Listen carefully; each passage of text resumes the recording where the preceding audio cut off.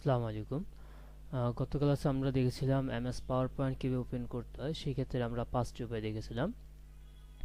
আজকে আমরা দেখব এমএস পাওয়ার পয়েন্ট কীভাবে কাজ করতে হয়। এমএস পাওয়ার পয়েন্ট ওপেন করার পর প্রথমে আপনাদেরকে এই ইন্টারফেসটা আসবে। এই ইন্টারফেসটার প্রথম যে অপশন আছে সেটা হোম বাটন বলা হয়। এখানে আসলে আপনার যে ফাইল সেভ করা ফাইল আছে সেগুলো দেখাবে। আর নিউতে গেলে আপনার নতুন ব্ল্যাঙ্ক পেজ নিয়ে আপনার কাজ করতে পারবেন। আর এখানে কিছু টেমপ্লেট দেওয়া আছে, আপনি চাইলে এই টেমপ্লেট নিয়েও কাজ করতে পারবেন। আর এখানে হচ্ছে ওপেন, সেক্ষেত্রে ওপেনে ক্লিক করলে আপনার সেভ করা ফাইলগুলো এখানে চলে আসবে। আমরা যেহেতু নতুন করে কাজ শিখব, সেক্ষেত্রে আমরা নিউতে যাব। নিউতে ব্ল্যাঙ্ক ডকুমেন্টে ক্লিক করব, তাহলে আমাদের একটা ব্ল্যাঙ্ক পেজ ওপেন হবে। এখন আমরা ইন্টারফেস পরিচিতি সম্পর্কে জানব। ইন্টারফেসে আপনার এই অংশটুকু যে দেখতেছেন, এই অংশটুকে বলা হয় টাইটেল বার। এই অংশটুকে বলা হয় টাইটেল বার। এই যে ডকুমেন্ট 1 লেখা, এইখানটায় আপনি যে ফাইলের নামটা দিবেন সেই নামটি আপনার এখানে টাইটেল আকারে চলে আসবে। এই যে এখানে আপনি যদি সরাসরি ওপেন করতে চান, আমি ওপেনটা অন করে দিলাম, এখানে ওপেন অপশনটা চালু আসছে। ঠিক একইভাবে যদি অফ করতে চান, তা এই অ্যারোতে ক্লিক করে এখানে এসে আমরা টিক চিহ্ন উঠিয়ে দেব। আর এটা হচ্ছে বলা হয় মেনু বার বা রিবন বারও বলা হয়। আর এই মেনু বারের ভিতরে অনেক টুল থাকে, সেগুলোকে বলা হয় স্ট্যান্ডার্ড টুলবার। এগুলো হচ্ছে স্ট্যান্ডার্ড টুলবার, সম্পূর্ণ হচ্ছে স্ট্যান্ডার্ড টুলবার।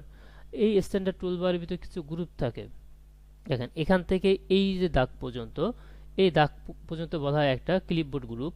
আবার এখান থেকে এই পর্যন্ত যে দাগটা আছে, এই মাঝখানে যতগুলো আছে সেগুলো হচ্ছে ফন্ট গ্রুপ। মূলত টাইপ লেখার ক্ষেত্রে এই ফন্টগুলো ব্যবহার করা হয়। আর যখন প্যারাগ্রাফে কোনো কাজ করতে হয়, তখন আমরা এখান থেকে এই পর্যন্ত যে টুলগুলো আছে সেগুলো ইউজ করব। আর এই সাদা অংশটুকু বলা হয় ওয়ার্ক স্পেস। আমরা এই যে যেখানে মূলত মূল কাজটা করব, আর এ এন ডি, এই অংশটুকু বলা হয় ওয়ার্ক স্পেস। এটাকে বলা হয় ভার্টিক্যাল স্কেল বার। আপনি যদি পেজটা জুম করেন, তখন এখানে আপনার আসবে, পেজটা জুম করলে এখানে আপনার হরিজন্টাল স্কেল বার আসবে। এই যে হরিজন্টাল স্ক্রল বার।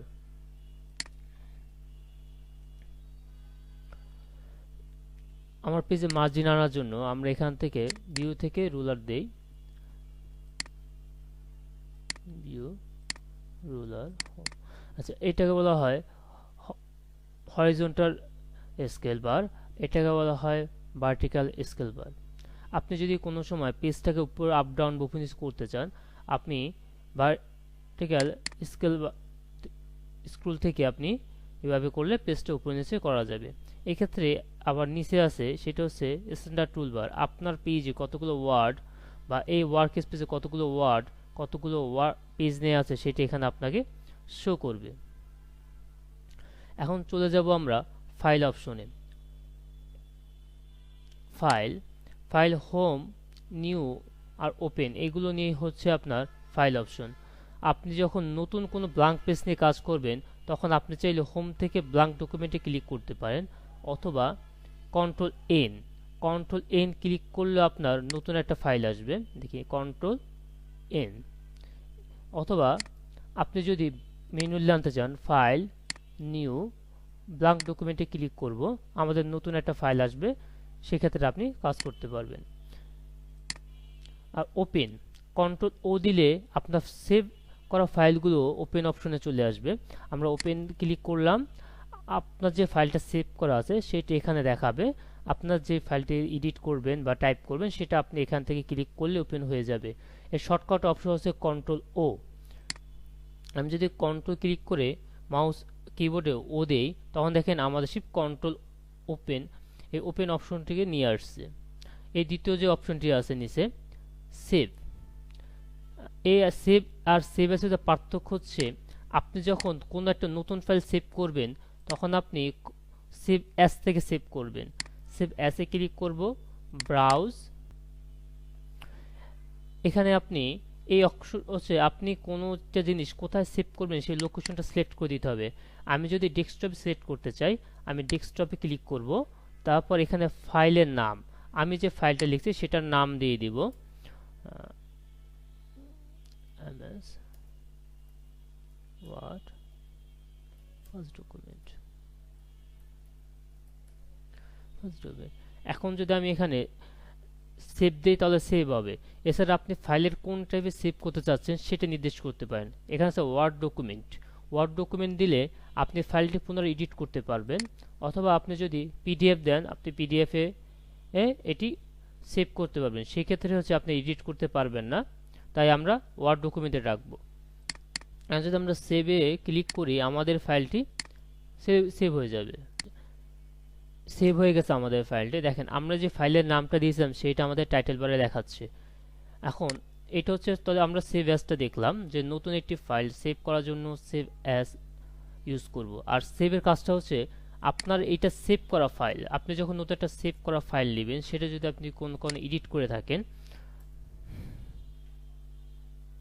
আমি এখানে 1 2 3 4 0 লিখলাম। এই যে আমরা এডিট করলাম এই ফাইলটা সেভ করার জন্য আপনি এখন ফাইল থেকে শুধু সেভে ক্লিক করলেই সেভ হয়ে যাবে, অথবা আপনি যে কন্ট্রোল এস দেন শর্টকাট অপশন, তাহলে আপনার ফাইলটি সেভ হয়ে গেছে।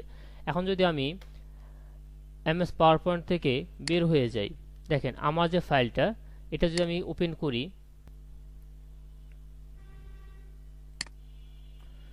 তাহলে আমরা যে এডিট করেছিলাম সেইটা সহ চলে আসবে। তা আমরা সেভ অ্যাজ আর সেভের ভিতরে পার্থক্য বুঝলাম। আবার বলি, সেভ অ্যাজ হচ্ছে আপনার নতুন ফাইল সেভ করার জন্য, আর সেভটা হচ্ছে আপনার পুরনো সেভ করা ফাইলটা যখন এডিট করবেন তখন আপনি সেভ ইউজ করবেন। আর এটা শর্টকাট অপশন হচ্ছে কিবোর্ডের কন্ট্রোল ক্লিক করে ক্লিক থাকা অবস্থায় আমরা এস এ ক্লিক করি, অর্থাৎ কন্ট্রোল এস। এরপর আছে print option. Print option open করি। প্রিন্ট অপশন আসলে আমাদের এখানে একটা অপশন আসবে, আর আমরা যখন কোনো প্রিন্ট করব কোনো ফাইল, সেক্ষেত্রে আমরা যে প্রিন্টার সাথে প্রিন্ট করব সেই প্রিন্টের সাথে কানেক্ট হয়ে নেব এই অপশনগুলো থেকে। আপনার যদি যে প্রিন্টার থাকবে সেই প্রিন্টার সাথে আপনি চাইলে এখান থেকে কানেক্ট হয়ে নিতে পারেন। যেমনটি আমরা দুইটি ডিভাইসের মাঝে কোনো ফাইল ট্রান্সফার করার জন্য সে ডিভাইসের সাথে কানেক্ট হয়ে নেই। এরপর হচ্ছে প্রিন্ট অল পেজ। অল পেজটা বোঝাচ্ছে যদি আমরা 2 থেকে 3টা পেজ নেই বা যেই কয়টা পেজ দিবেন সবগুলো ফেল। আমি এখান থেকে এটাকে 2টা পেজ করে নিচ্ছি। ফাইল দেখেন অল পেজ দিলে আমার যে 2টা পেজ আছে, এই যেখানে 2 of 2 লেখা আছে, তো 2টা পেজে কি হবে? প্রিন্ট হবে।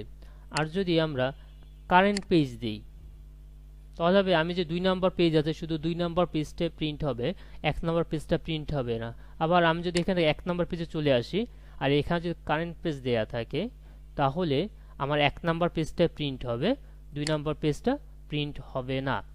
আর যদি আমি এখানে কাস্টম প্রিন্টটা চালু করি, সেই ক্ষেত্রে আমি যদি এখানে 1-4 দেই তাহলে 1 থেকে 3 নাম্বার পেজই প্রিন্ট হবে। সাপোজ মনে করেন আপনি 1 থেকে 10টি পেজের একটা ডকুমেন্ট তৈরি করেছেন, সেই ক্ষেত্রে আপনার প্রয়োজন হবে 1 থেকে 3 নাম্বার পেজ এবং মাঝখানের 7 নাম্বার পেজ। তখন সেই ক্ষেত্রে আমরা 1 থেকে 3 এভাবে টাইপ করব 1-3 কমা তারপর 7। তাহলে প্রিন্টার 1 থেকে 3 নাম্বার পেজ পর্যন্ত প্রিন্ট করবে, মাঝখানে পেজগুলো প্রিন্ট না করে 7 নাম্বার পেজগুলো প্রিন্ট করবে, আর অন্য কোনো পেজগুলো প্রিন্ট করবে না। আশা করি আপনারা বুঝতে পেরেছেন। আচ্ছা, এখানে কিছু অপশন আছে, সেটা হচ্ছে প্রিন্ট অনলি ওড পেজ আর ইভেন পেজ। যদি ওড আর ইভেন দিই তাহলে শুধু জোড় সংখ্যার পেজগুলো প্রিন্ট করবে ওড দিলে, আর ইভেন দিলে বিজোড় সংখ্যার পেজগুলো প্রিন্ট করবে। প্রিন্ট অন শিট এটা যদি দেই, দেখেন আমরা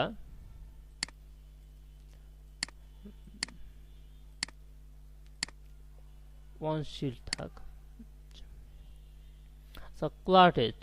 কোলাটেড এখানে আসলে আর আনকোলাটেড দেখব। সেটা হচ্ছে কোলাটেড দিলে আপনার যদি এই যে পেজগুলো আছে সেগুলো সিরিয়াল বাই সিরিয়াল প্রিন্ট হবে, 1 number page, 2 number page, 3 number page. মনে করুন আমি এখানে 2টা কপি বের করব, তাহলে 2টা কপির জন্য প্রত্যেকটা পেজ 2 বার করে আসবে। আর কোলাটেড থাকলে আমাকে প্রথমে একটা কপি দিবে, অর্থাৎ 1 number 2 number 3 number page print করার পর পুনরায় 1 number 2 number 3 number page print করবে। আর যদি আনকোলাটেড দেই, দুইটা কপির জন্য পরপর 1 নম্বর পেজ 2 বার, আবার 2 নম্বর পেজ 3 বার, 2 বার, আবার 2 নম্বর পেজ 3 বার, তখন প্রিন্ট হওয়ার আপনাকে আবার পেজগুলো অ্যারেঞ্জ করতে হবে, অর্থাৎ সাজাতে হবে। এরপর অপশনগুলো হচ্ছে পোর্ট্রেট ওরিয়েন্টেশন, বা এটাকে বলা হয় ওরিয়েন্টেশন। আপনি যদি এখানে পোর্ট্রেট চালু থাকে তাহলে এই যে ভার্টিক্যালি পেজটা প্রিন্ট হবে, অর্থাৎ উপরে নিচে লম্বা লম্বি আসবে। আর যদি আমরা ল্যান্ডস্কেপ দেই তাহলে পেজটা পাশাপাশি বড় হবে। অনেক ক্ষেত্রে আমরা সার্কুলার বা বিজ্ঞাপন দেওয়ার জন্য এই ল্যান্ডস্কেপটা ব্যবহার করি। সেই ক্ষেত্রে আপনাকে নির্ধারণ করতে হবে, বা আপনার কাস্টমার অনুযায়ী নির্ধারণ করতে হবে আপনি কোন আকারে পেজটা প্রিন্ট করবেন।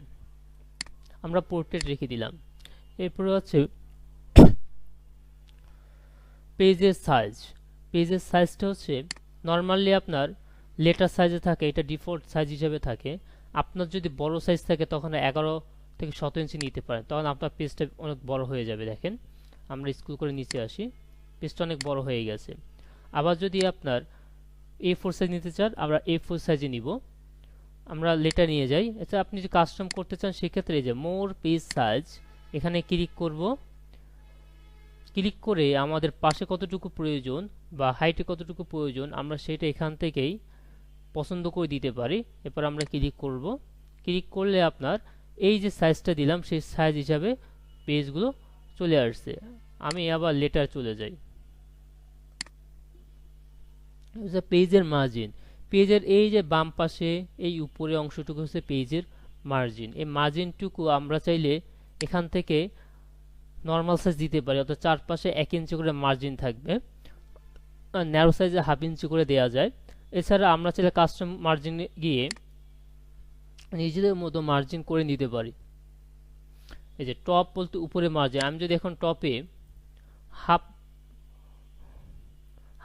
ইঞ্চি মার্জিন দেই, এখন যে ওকে দেই দেখেন, তাহলে দেখবেন এই যে উপর থেকে মার্জিনটা কমে গেছে। আবার পুনরায় আমরা যদি এখানে এসে উপরে হাফ না দিয়ে 2 ইঞ্চি মার্জিন দেই, সেই ক্ষেত্রে আমাদের পেজে এখানে উপরে 2 ইঞ্চি মার্জিন আসবে।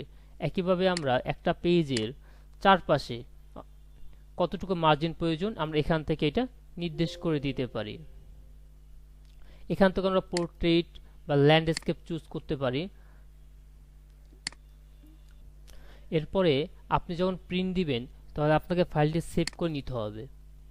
সেভ করে প্রিন্ট দিলে আপনার এই ফাইলটি প্রিন্ট হবে। এই যে আপনি এখন সেভ করে নিতে হবে, আমার একটা সেভ করা আছে, তো পরবর্তীতে যখন প্রিন্ট দিবেন এই ফাইলটা প্রিন্ট হবে। আজকে এই পর্যন্তই, ধন্যবাদ। পরবর্তী ক্লাসে আবার দেখা হবে। আসসালামু আলাইকুম।